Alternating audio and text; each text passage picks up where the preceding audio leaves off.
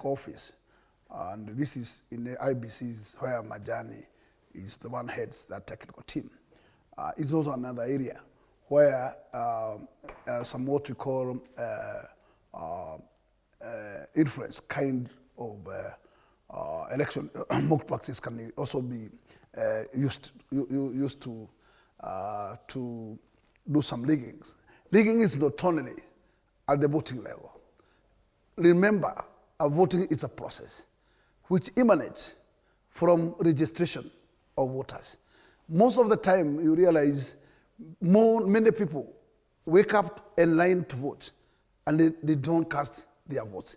Their names don't appear. Most likely during the time of generating the register. You find your names are in Mombasa. Other names are finding themselves on a very drastic areas. I think sometimes they are done deliberate.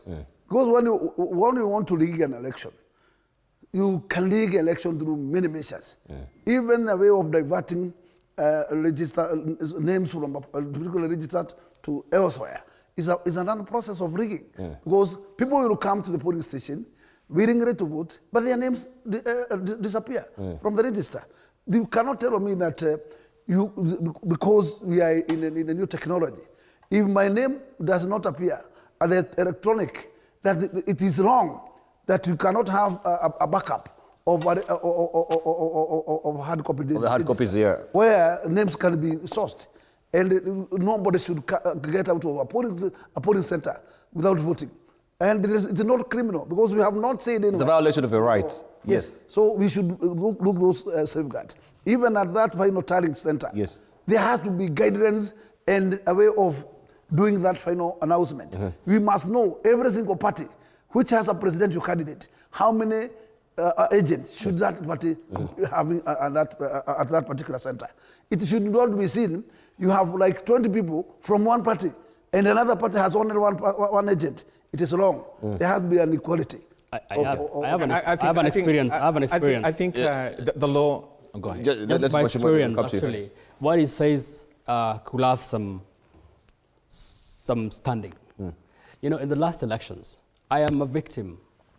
While IBC, I'm a candidate, but IBC during the voting day did not have my name on the ballot. Did not have my name. Actually, my name was actually found in Kitui Central, Kitui Rural. And my constituency had somebody from Kitui Rural as the candidate.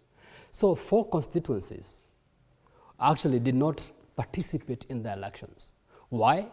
Because... Did you challenge it? IBC, we did challenge it. We did challenge it. Because it is a malpractice. Yeah, it's a malpractice. Elections is supposed to be held on the 2nd Tuesday of August of the year of elections.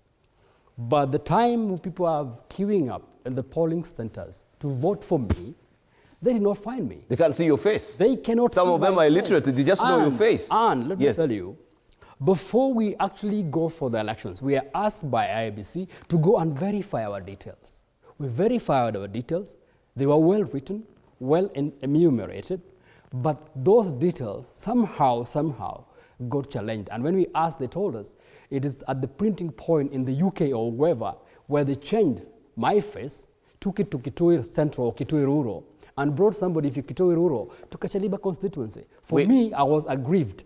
I was totally, I'm still aggrieved up to now because I had to go through a mental anguish to wait and see whether I was going to be allowed to be elected. I was elected a month after.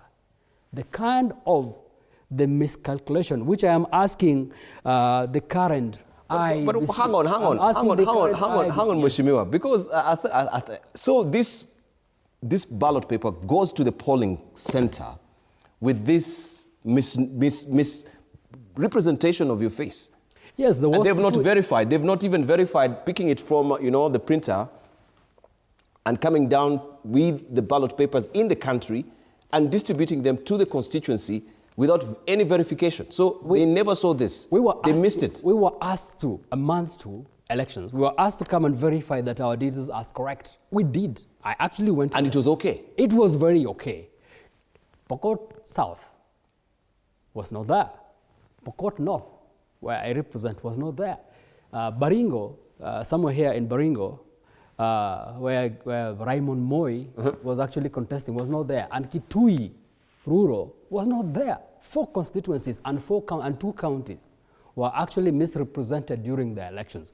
And that basically comes to what Gakuya said. But was your mugshot or the picture together with the identity of the party, or it was a different party? Everything was completely jumbled up. Okay. Everything was jumbled up. What was so you have a different face with your party? Yes, a different face with your party? Not even a different face, a different name.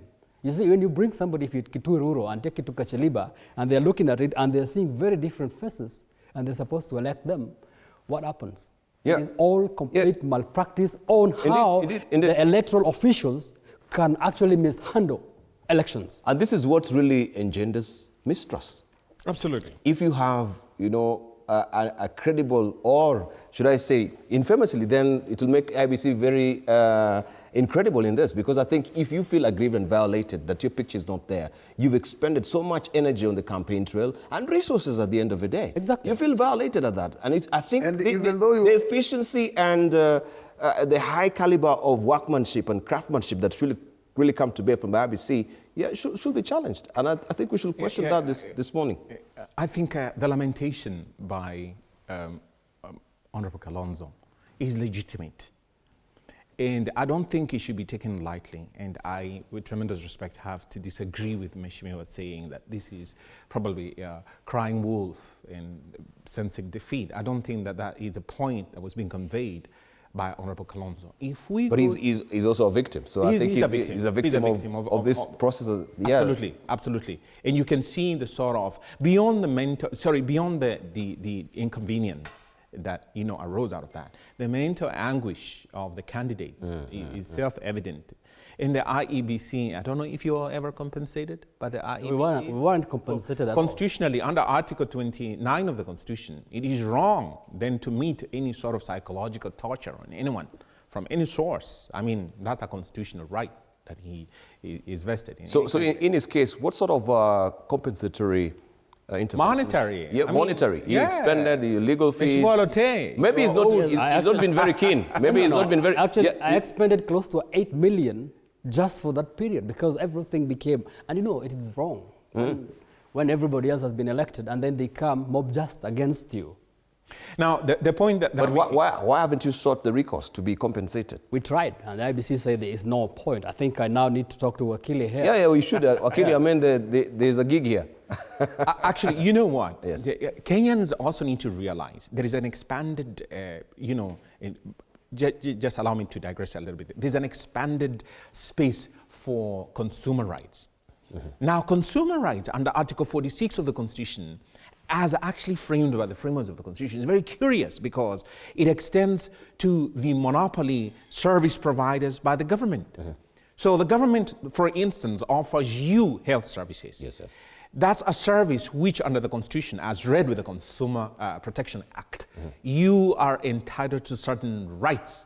And if the government violates that in terms of the bodies that are then offering that monopoly service, I should say, then you're entitled to compensation and damage. So